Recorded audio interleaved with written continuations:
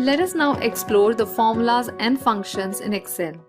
So, as we have seen here, formulas are mathematical expressions used to calculate values in cells. And cell references are used to identify cells in formulas.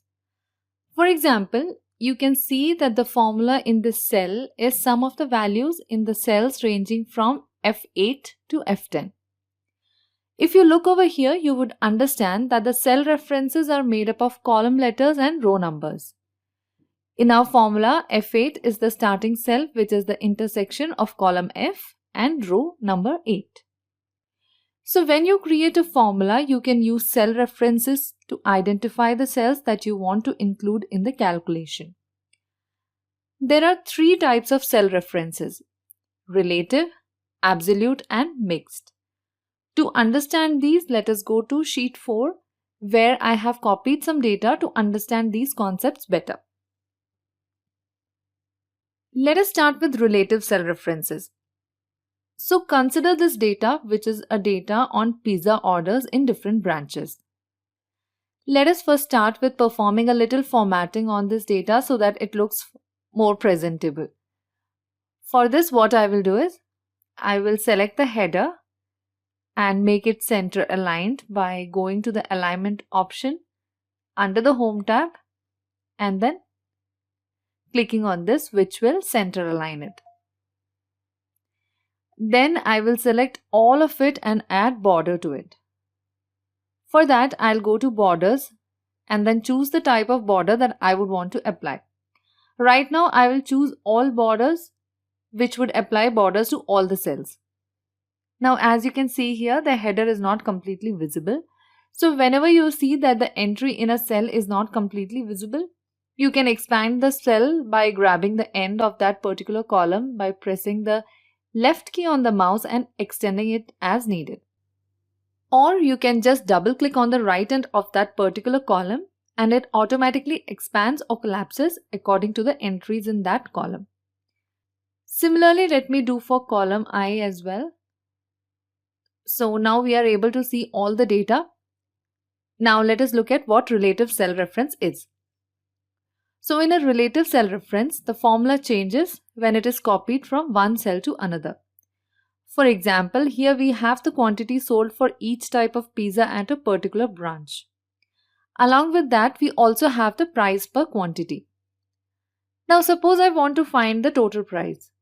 For that, I will create a new column with the header total price and hit enter. Let me just expand it a bit so that it is completely visible. Now to calculate the total price, we need to first apply a simple multiplication. So I will multiply the value in column L, that is the quantity, with the value in column M, which is the price per quantity. Now I'll hit enter. So if I click on this cell and look at the formula bar, it shows L8 times M8. So this is the calculation for row number 8. Now there are different ways of copying a formula from one cell to another. One way is to do a Ctrl+C, that is copy, and Ctrl+V paste. You can see that the cell references have changed.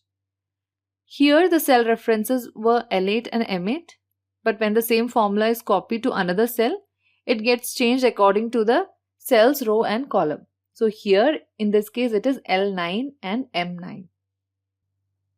Another way to copy a formula across cells is to left click and hold when the plus sign appears when hovering over the bottom right corner of the cell and pull them down to as many cells as needed. And another way is to go to the last cell, do a Ctrl+Shift up arrow so that it lands on the last filled cell, and then do a Ctrl+D, which would copy the data of formula in that cell to all the highlighted cells below. Now you can see that as I go through each cell, the cell references have changed based on the row and column of that particular cell. So that is relative cell reference. Let us now move on to absolute cell references. So in an absolute cell reference, the cell references do not change when the formula is copied to another cell. For example, I want to make the references in this cell that is L8 and M8 to absolute references. To do that, what you have to do is add a dollar sign before the row or column or both as per your requirement to lock that thing. So for example, in this case, if I want to lock only the row, I will add a dollar sign before that is 8. And if it is the column that I would want to lock, I'll add a dollar sign before the column, that is L. And as I said, if I want to lock both rows and columns, I'll add dollar sign before the row as well as the column reference. So to do that, click on the cell reference and press F4. This will lock the complete cell reference. I'll do the same for this as well. So now we have locked the complete formula. Now if I copy this formula to the cells below, for that press Ctrl+Shift down arrow, which will select all the cells in that column with data. Now I will do a Ctrl+D to copy the content that is present in the first cell of the selection. Now when I click on each cell, and if you look at the formula bar, you can see that the cell references have not changed when we copied the formula across these rows. This is because we have locked the references here, and this is what is called the absolute cell reference. Finally, we have the mixed cell references.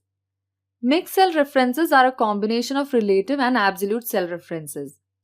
To demonstrate it, let me first revert the last changes.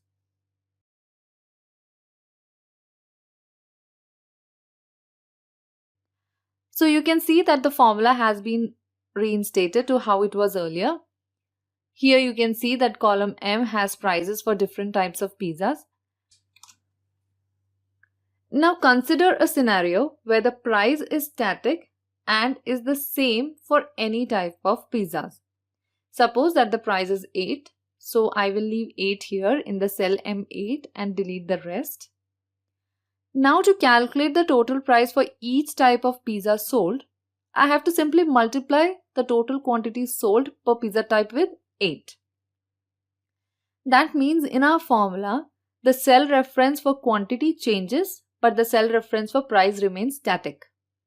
Here we can see that the first calculation holds good, but as we move down the rows, we can see that the cell reference for price changes as per the row, and this gives the total price as 0, which is wrong. Now to fix that, what we can do is, we can go to cell N8 and lock the cell M8 as we want that to be constant across all rows. So I will press F4. Now if I press F4 again, it will lock only the row, that is 8. If I press it again, it will lock only the column. And finally, when I press it once more, it unlocks both the row and column references. So I will click on it once again to lock the cell reference. I'll hit enter. Now I will copy it to the cells below just like I did last time. Ctrl+Shift down arrow to highlight all the filled cells below it. And then Ctrl+D to copy the formula. Now if you look at the formula bar, it shows L8 multiplied by M8. Below that is L9 multiplied by M8, L10 by M8 and so on. So this way one of the components in the formula is fixed. Only the first value in this formula changes because that is still a relative reference. The second value doesn't change since that is a fixed reference now. And a combination of absolute and relative cell reference is called a mixed cell reference. So to conclude, cell references can be used to create formulas that calculate values, perform logical operations, and reference data in other worksheets or workbooks, which we'll look into in a while. These can be simple like we saw here or complex.